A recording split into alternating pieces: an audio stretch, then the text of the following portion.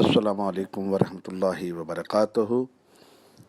अल्लाहुम्मा सल्लि अला सय्यिदिना व मौलाना मुहम्मद व आले मुहम्मद सल्लल्लाहु अलैहि व आलिहि व सहाबिहि वसल्लम। आपका मेज़बान अपने चैनल स्पिरिचुअल सईद अहमद शाह से हाज़िर खिदमत है। आज जो हम आपके लिए वीडियो लेकर आए हैं उसका टॉपिक बहुत अहम है। इस वीडियो का जो टॉपिक है वो ये है कि रूहानी और जिस्मानी मर्ज़ का इलाज हो जाता है लेकिन अज़ाब का इलाज नहीं होता।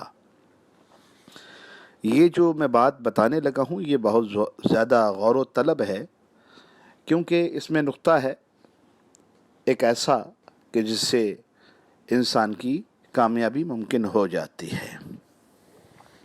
अब ये बात जो मैंने टॉपिक लिखा है इसकी वजह ये है कि क्योंकि हम जो है वो जिसे कहते हैं कि एक अरसा दराज से हमारे बाप दादा हम को 2-2.5 सदियाँ बीत गईं और लोगों का फैज़ान का सिलसिला जारी और शारी है और अल्हम्दुलिल्लाह कसरत से लोग फैज़याब हो रहे हैं। लेकिन कुछ लोग ऐसे होते हैं जिन्हें ना तो डॉक्टर की दवाई लगती है बशर्ते उनके साथ कोई रूहानी मसला ना हो, या हकीम के पास जाते हैं उसकी भी दवाई नहीं लगती। अगर किसी रूहानी मुआलिज के पास जाते हैं तो उसकी भी दवाई नहीं लगती। अब इसकी वजह क्या है? दरअसल इसकी वजह यह है कि इंसान जो है अल्लाह की पकड़ में यानी कि उसके अज़ाब में मुब्तला होता है। अब अज़ाब में मुब्तला क्यों होता है?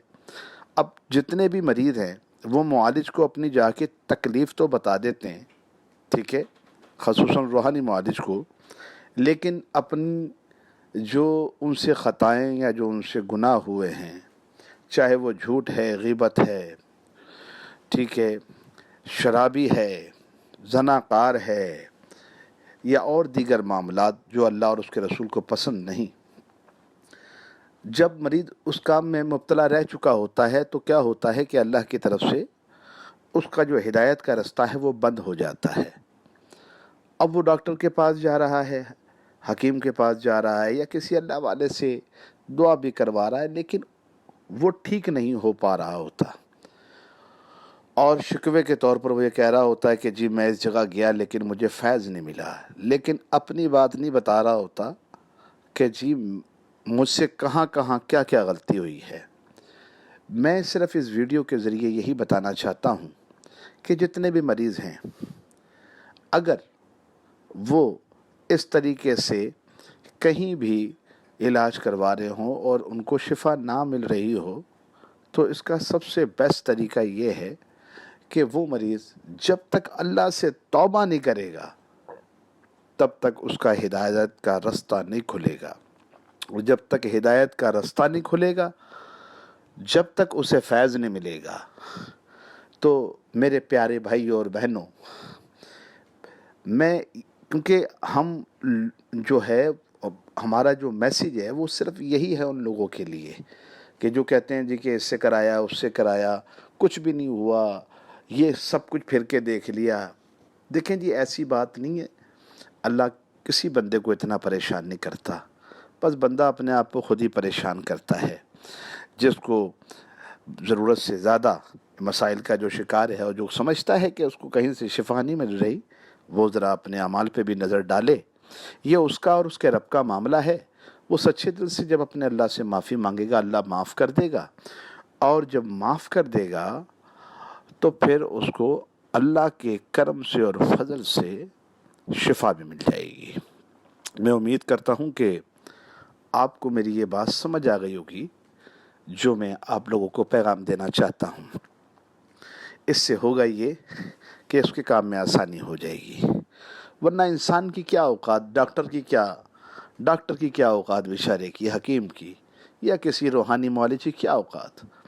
कादिरियत मुतलक तो अल्लाह है ना, शिफा तो अल्लाह ही देता है, लेकिन इंसान उस वक्त बेबस होता है। इंसान अच्छे से अच्छा मौलिज भी ये सोच रहा होता है कि यार मैं इतनी अच्छी ट्रीटमेंट कर रहा हूँ लेकिन मरीज़ ठीक नहीं हो पा रहा। लेकिन मरीज़ जो है वो कहते हैं ना कि अपना दर्द तो बता देता है लेकिन ये नहीं बताता कि उससे कब क्या और कैसे किस तरह क्या क्या हुआ। मसलन मैं आपको एक छोटी सी बात बता रहा हूँ।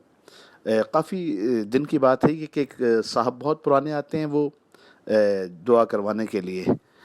تو معمول کے مطابق وہ ایسی دم کرانے کے لیے آئے، کہنے کہ میرے بے چینی نہیں جا رہی. ٹھیک ہے، میں نے کہا اچھا چلے آپ کے لیے دعا کر دیتے ہیں، دم کر دیتے ہیں. تو وہ ایک ہی دم کروا کے جاتے تھے تو اللہ تعالیٰ شفا دے دیا کرتا تھا، لیکن ان کی گھبراہٹ ہی دور نہیں ہو رہی.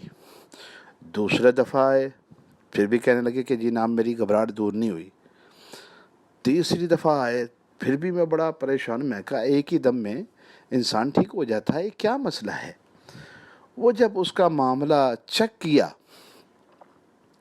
اور ان کے ایک بھتیجے صاحب ہیں وہ بھی آئے، انہوں نے بتایا وہ ہوا یہ تھا دراصل کہ اس شخص نے اپنی ماں کو ٹھوکریں مار کر، ٹھڈے مار کر اپنے گھر سے باہر نکال دیا تھا. تو اس کے بعد اس کی ڈیتھ ہو گئی تھی، یعنی کہ اس نے اپنی ماں کا دل دکھایا تھا. تو اب اس کو بے چینی اللہ کی طرف سے بس وہ لگ گئی. جب وہ شخص میرے پاس آیا، میں اس پہ بہت زیادہ ناراضگی کا میں نے اس کو اظہار کیا. میں کہا یار ہم اللہ والوں کا تم کیوں آ کے امتحان لیتے ہو؟ میں نے کہا کیا تم نے اپنی ماں کے ساتھ ایسے ایسے کیا تھا؟ کہنے لگے جی بالکل مجھ سے غلطی ہوئی ہے. میں نے کہا بھائی چاہے تم کروڑوں کی بھی دوائی کر لو گے تمہیں آرام نہیں آئے گا. اگر تو اپنی گھبراہٹ دور کرنا چاہتا ہے، یہاں سے سیدھا قبرستان چلا جا اور وہاں پر اپنی ماں کے لیے فاتحہ پڑھ اور رو کے اللہ کے حضور معافی مانگ. تو جب اس نے جا کر وہاں پر معافی مانگی اور اپنی والدہ کو فاتحہ پیش کی، تو آپ یقین کریں جیسی وہ قبرستان سے نکلا اس کی بے چینی جو گھبراہٹ تھی وہ ختم ہو گئی. تو یہ ہے نا پکڑ اللہ کی. تو جب بندے کو اللہ کی پکڑ ہو تو وہاں پہ مجھے بتاؤ کوئی اللہ کا بندہ حکیم ڈاکٹر کیا کرے گا؟ ایسی صورتوں میں مریض کو علاج کے ساتھ ساتھ میں سمجھتا ہوں کثرت سے اپنے رب سے معافی مانگنا چاہیے اپنی خطاؤں کی، جانے میں انجانے میں جو ہو گئی ہوں. تو اس سے یہ ہوگا کہ اس کے لیے شفا ممکن ہو جائے گی. میں امید کرتا ہوں آپ کو یہ میری ویڈیو پسند آئے گی اور میری بات آپ سمجھ گئے ہوں گے. بہت شکریہ. السلام علیکم ورحمۃ اللہ وبرکاتہ.